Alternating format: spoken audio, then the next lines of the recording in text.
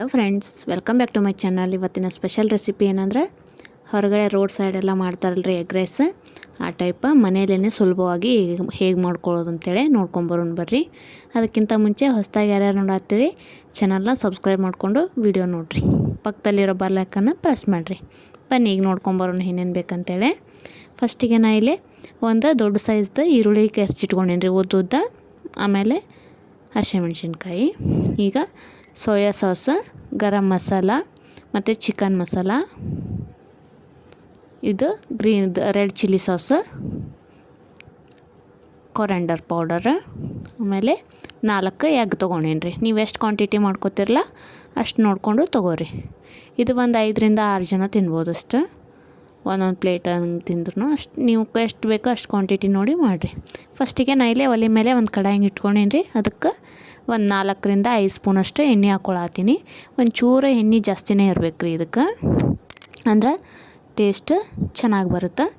ಅದಾದಮೇಲೆ ಜೀರಿಗೆ ಸಾಸಿವೆ ಹಾಕೋರಿ. ಚಟಾಪಟ ಸಿಡಿಯಾಕತ್ತು ಅಂದ್ರೆ ಗೊತ್ತಾಗುತ್ತೆ ನಿಮ್ಗೆ. ಓಕೆ, ಇದಕ್ಕೆ ಬೇಕಾದ್ರೆ 1 ಇಂಚಷ್ಟು ಚಕ್ಕೆ ಲವಂಗ ಹಾಕೋರಿ ನೀವು. ಆಮೇಲೆ ಹಸಿಮೆಣ್ಸಿನ್ಕಾಯಿ, ಲವಂಗ ಚಕ್ಕೆ ಬೇಕಾದ್ರೆ ಹಾಕೋಬೋದು, ಇಲ್ಲ ಬಿಡ್ಬೋದು, ಆಪ್ಷನಲ್ ಅದ. ಮತ್ತು ಉದ್ದಕ್ಕೆ ಹೆಚ್ಕೊಂಡಿರೋ ಈರುಳ್ಳಿ ದೊಡ್ಡ ಸೈಜ್ ಒಂದಿದ್ರೆ ದೊಡ್ಡ ಸೈಜ್ದು ಒಂದು ಹಾಕೋರಿ, ಇಲ್ಲ ಚಿಕ್ಕದಾಗಿದ್ದರೆ 2-3 ಹಾಕೋರಿ. ಸ್ವಲ್ಪ ಈರುಳ್ಳಿ ಕ್ರಂಚಿ ಆಗಲಿ ರೀ, ಈ ಟೈಪ ಫ್ರೈ ಮಾಡ್ಕೋರಿ. ಒಂದು 2ರಿಂದ 3 ನಿಮಿಷ ಮಾಡ್ಕೋರಿ ಅಷ್ಟ. ಒಂಚೂರು ಫ್ರೈ ಆಗಲಿ. ಸ್ವಲ್ಪ ಬಾಯಿ ಒಳಗೆ ಕ್ರಂಚಿಯಾಗಿ ಸಿಕ್ಕರೆ ಟೇಸ್ಟ್ ಬರುತ್ತದೆ, ಒಂಥರ ಡಿಫ್ರೆಂಟ್ ಇರ್ತೈತಿ. ಇದಕ್ಕೆ ಮಸಾಲೆ ಹಾಕೊಳ್ಳೋಣ ರೀ. ಫಸ್ಟಿಗೆ ಒಂದು ಸ್ವಲ್ಪ ಚಿಕನ್ ಮಸಾಲ ಹಾಕೀನಿ ನಾನು.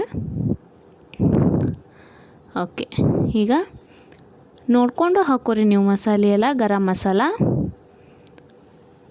1 ಸ್ಪೂನಷ್ಟು, ಸ್ವಲ್ಪ ಮಸಾಲ ಜಾಸ್ತಿನೇ ಹಾಕೊಂಬಿಡ್ರಿ. ಆಮೇಲೆ ರೈಸ್ ಮಾಡಿ ಇಟ್ಕೊಂಡಿರ್ರಿ ನಮ್ಮ ಮೊದ್ಲೇಕನ ನೋಡಿ ಹಾಕೋರಿ. ನೀವು ನೋಡಿ ಉದುರು ಎಷ್ಟು ಬೇಕೋ ಅಷ್ಟು ನೋಡಿ ಮೊದಲೇ ರೈಸ್ ಮಾಡಿ ಇಟ್ಕೊಂಬಿಡ್ರಿ, ಪ್ಲೇನ್ ರೈಸ. ಓಕೆ, ಇದಿಷ್ಟು ಹಾಕ್ಕೊಂಡು ಒಂದು 2 ನಿಮಿಷ ಹಸಿ ಘಾಟ್ ಹೋಗಲಿ ರೀ ಅದು ಮಸಾಲೆದೆಲ್ಲ. ಒಂಚೂರು ಫ್ರೈ ಮಾಡ್ಕೊರಿ ಎಣ್ಣೆ ಒಳಗೆ.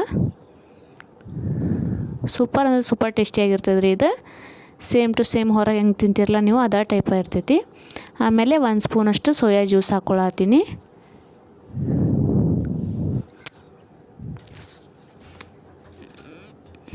ಸ್ವಲ್ಪ ರೆಡ್ ಚಿಲ್ಲಿ ಸಾಸು.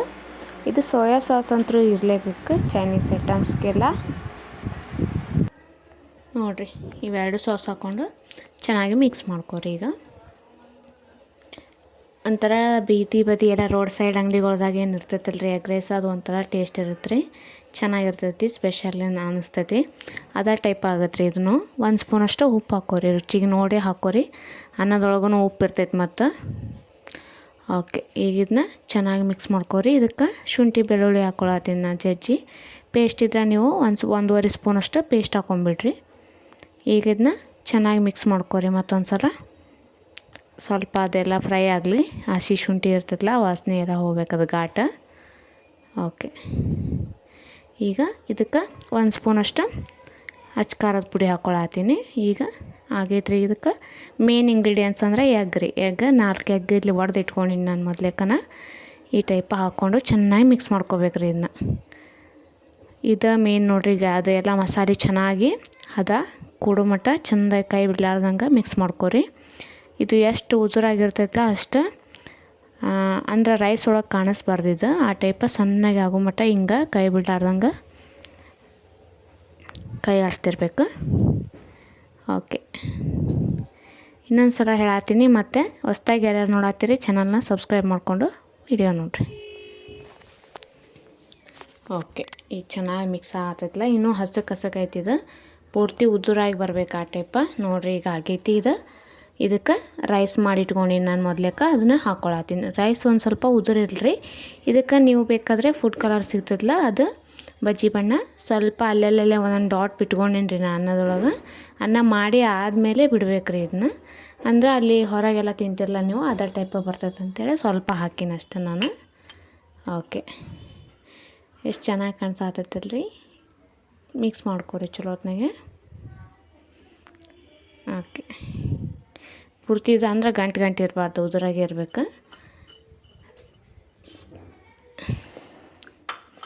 ಒಂದು ಸಲ ನೀವು ಟ್ರೈ ಮಾಡಿ ನೋಡಿರಿ, ನಿಮ್ಗೆ ಎಲ್ಲರಿಗೂ ಇಷ್ಟ ಆಗೇ ಆಗ್ತದೆ. ಮತ್ತೆ ಮಾಡ್ಬೇಕಂತ ಅಂತೀರಿ ನೀವು. ಆಮೇಲೆ ನಂಗೆ ಕಮೆಂಟ್ ಮಾಡಿ ಹೇಳ್ರಿ ಹೆಂಗೆ ಬಂತಂತೇಳಿ. ಹೊಸದಾಗಿ ನೋಡೋರು ಚಾನಲ್ನ ಸಬ್ಸ್ಕ್ರೈಬ್ ಮಾಡಿಕೊಂಡು ಪೂರ್ತಿ ವಿಡಿಯೋ ನೋಡಿರಿ.